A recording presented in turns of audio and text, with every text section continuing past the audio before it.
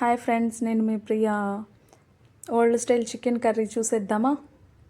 ముందుగా ప్యాన్లో ఆయిల్ వేసుకొని అది వేడెక్కాక కొంచెం జీలకర్ర వేసుకోవాలండి. అందరూ ఉగాది ఎలా చేసుకున్నారండి? నేనైతే చాలా బాగా చేసుకున్నాను. సో బిజీగా ఉన్న తర్వాత ఉల్లిపాయలు వేసుకోవాలండి. ఇక్కడ నేను తక్కువ ఉల్లిపాయలు యూజ్ చేస్తున్నానండి. తర్వాత కరివేపాకు వేసుకోవాలండి. ఇది బాగా మిక్స్ అవ్వనివ్వాలి. ఇలా మిక్స్ చేసుకోవాలి.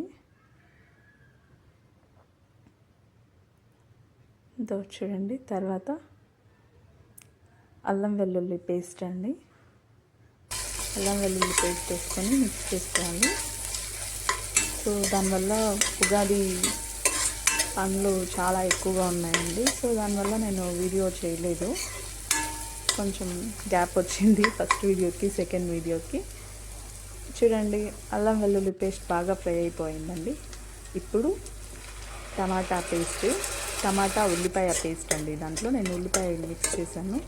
సో అందుకే నేను ముందుగా చెప్పాను కదండి, ఉల్లిపాయలు తక్కువ యూజ్ చేశానండి. దానివల్లనే ఇక్కడ నేను ఉల్లిపాయ యూజ్ చేస్తున్నానని ఫస్ట్ ఉల్లిపాయ తక్కువగా వేసుకున్నాను. ఇది బాగా ఫ్రై అయితే తర్వాత పసుపు వేసుకోవాలి. చూడండి, అక్కడ నేను మిక్స్ చేస్తున్నాను కదా, ఆయిల్ ఎలా సపరేట్ అయిందో అలా సపరేట్ అయితే బాగా ఫ్రై అయినట్టు. తర్వాత చికెన్ వేసుకోవాలి. నేను ఇక్కడ హాఫ్ కేజీ చికెన్ తీసుకున్నానండి. చికెన్ వేసుకున్న తర్వాత సరిపడా సాల్ట్ వేసుకోవాలండి. సాల్ట్ వేసుకొని బాగా మిక్స్ చేసుకోవాలి. చూడండి ఎలా ఫ్రై అయిందో చికెన్. ఇలా ఫ్రై అయ్యాక తర్వాత కారం ఒక స్పూన్ ధనియా పౌడర్, ఒక స్పూన్ చెక్క లవంగం వేసి అది పౌడర్ అండి, అది హాఫ్ స్పూన్ అది. తర్వాత బాగా ఫ్రై అయ్యాక చూడండి ఇలా ఫ్రై అవుతుంది.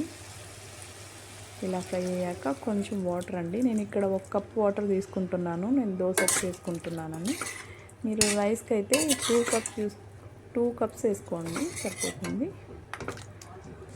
ఇలా బాగా మిక్స్ అయ్యేలాగా మిక్స్ చేసుకోవాలండి.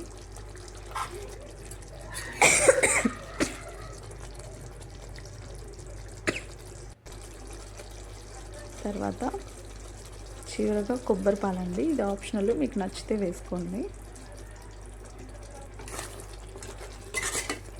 కొబ్బరి పాలు వేసి బాగా ఇలా మిక్స్ చేసుకోవాలి.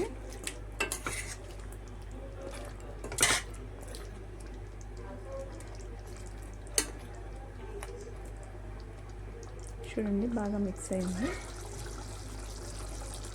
తర్వాత కొత్తిమీర వేసుకోవాలి. కొత్తిమీర వేసుకున్న తర్వాత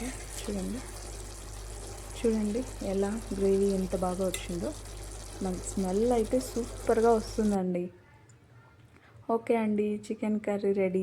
బాయ్.